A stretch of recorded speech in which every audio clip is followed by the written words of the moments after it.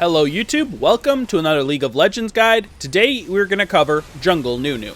Here we go! For more of our content, you can find us on Facebook at facebook.com/egamingtv or find us on Twitter at egaming_TV, which is where we do our Riot Point giveaways. Those links will of course be in the video description, as will the timestamps if you are looking for specific parts of this guide.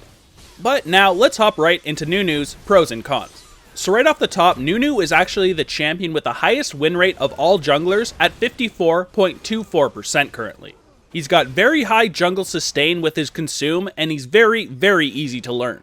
You then even have amazing objective control because you can combo your consume with your smite and deal 2000 damage instantly to a monster. A great way to secure Dragon or Baron. Nunu is then a champion who's not very item dependent either. Get some tankiness and some cooldown reduction, and then you're completely fine. With max cooldown reduction, you're going to have very spammable slows, and they're going to be just over a 2-second cooldown, which is a really solid thing to have on Nunu.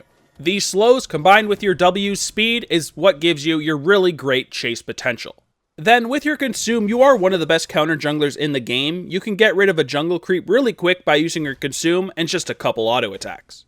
Now for your cons, unfortunately you do very little damage, which means you're not a hyper carry by a long shot. You can carry by counter jungling the enemy jungler all day long and by ganking, but you're not actually a damage carry. This is why you can't really duel most of the enemy junglers out there. You are very tanky and they can't kill you, but you can't really kill them either. You're also not able to split push unless you do go for a Titanic Hydra build, because your AoE wave clear is just straight awful unless you use your ultimate. All in all, he is a very good jungler. I mean, the win rate speaks for that itself. He's not flashy, but he is a very solid pick. For my masteries, I go 12 Ferocity and 18 Resolve, grabbing Strength of the Ages as my keystone mastery. This is definitely the best mastery by a long shot on Nunu. He doesn't make great use of anything else really, so just make sure you take Strength of the Ages.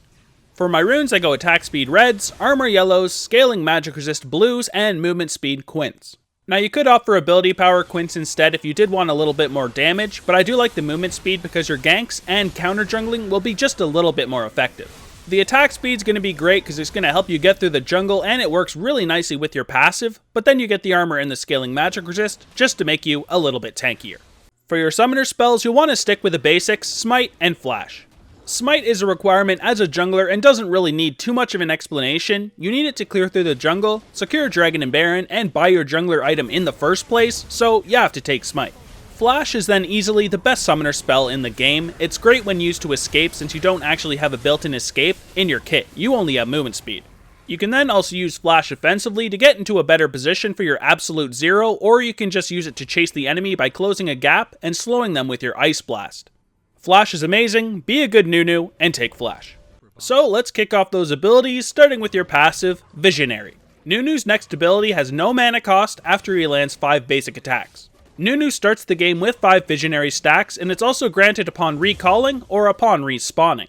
So there's not too much to say about this ability. It is pretty good because in the jungle, with all the attack speed we did take on our reds, we will be getting this off rather often and therefore have a lot of mana, since a bunch of the abilities we use won't have a mana cost.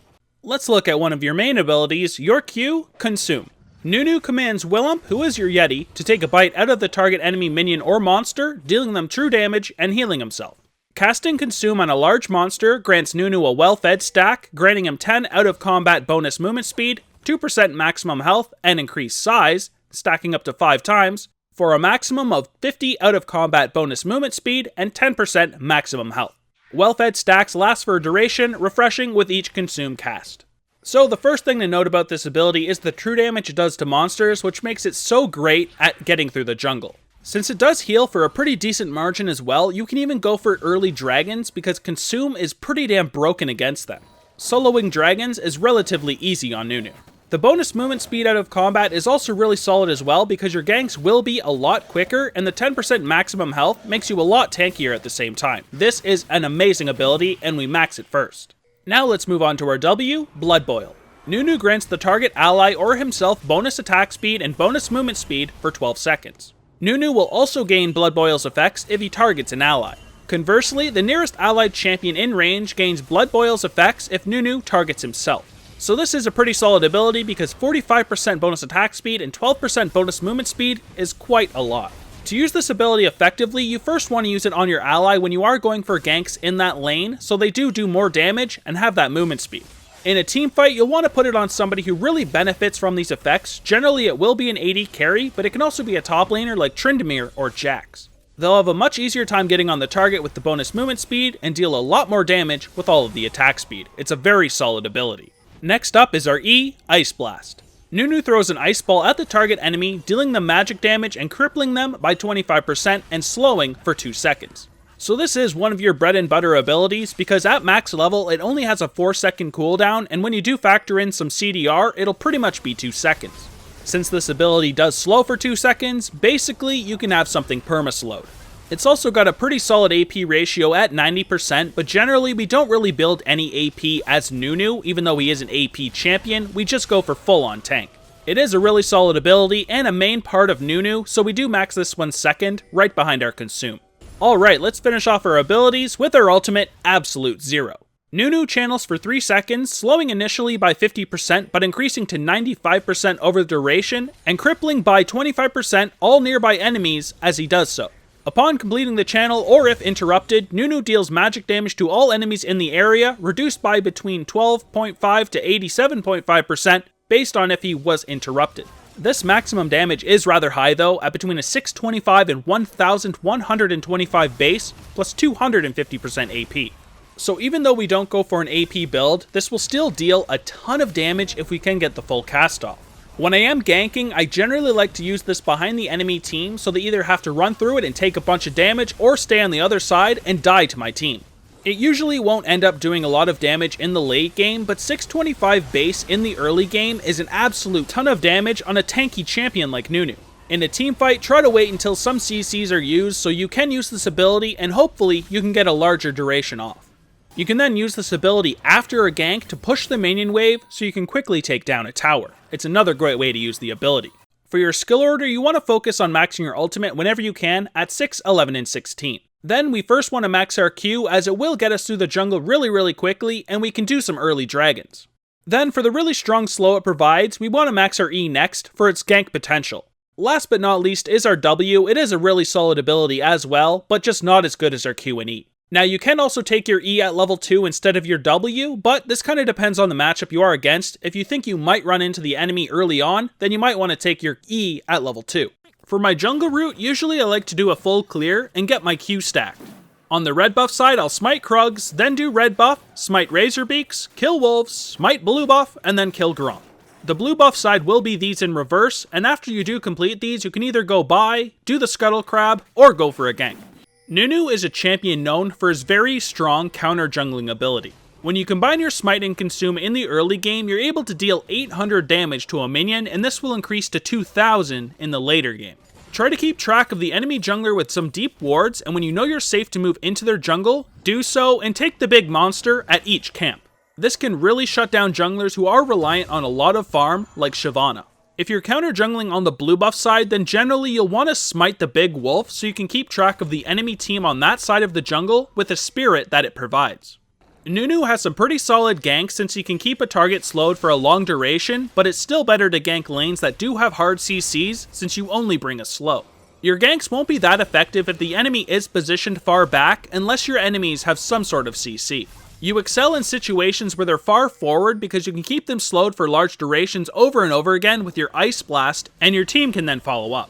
When you're level 6, you're also able to position behind the enemy team you're ganking and activate your Absolute Zero.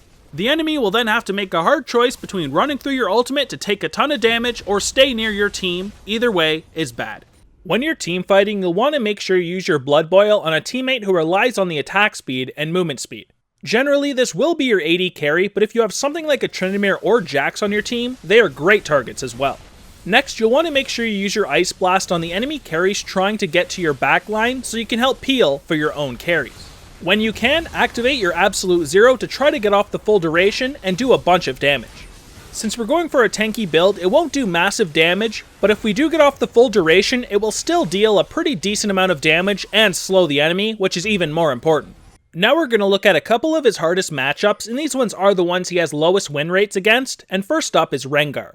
You'll be able to deal with him in the early game and even be able to do some counter jungling, but once it does reach the mid game and he's got a few items, you need to try to avoid him. He's very strong at 1v1ing other junglers, and you are no exception. Then there is Gragas, and he stays at a rather high health pool while he clears through the jungle and has a very fast AoE clear.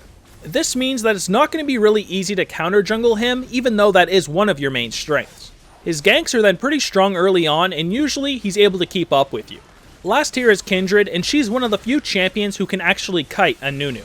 She can then do a lot more damage than you and can use her ultimate to stop you from finishing people off with your absolute zero. She is exceptionally strong when she does have red buff, so when you see her with it, avoid her at all costs. Now let's look at our item build, and keep in mind this is not an AP Nunu guide. AP Nunu is not as good as a tanky Nunu, so that will not be included in this guide. But anyways, we want to make sure we start off with a Hunter's Talisman, refillable potion, and a warding totem. For our normal core build, we go for the Tracker's Knife enchanted with Cinder Hulk, a Frozen Heart, and Spirit Visage. With these 3 items, we'll already have 30% CDR, a ton of armor and magic resist, and of course, a lot of health.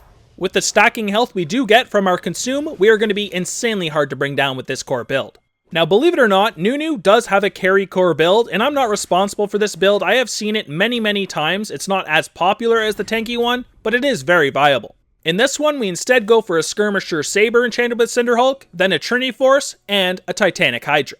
When we have 40% CDR, our Ice Blast will pretty much be on a 2-second cooldown, which works really well with the Trinity Force.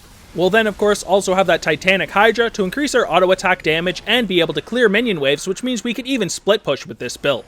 For our boot options, we first have the Merc Treads if we're against AP and CCs, we have the Ninja Tabis against AD, Boots of Swiftness for full on mobility, and Ionian Boots for 10% more CDR. For our item pool, we have the Locket first if we do need some magic resist and our support hasn't actually bought the item.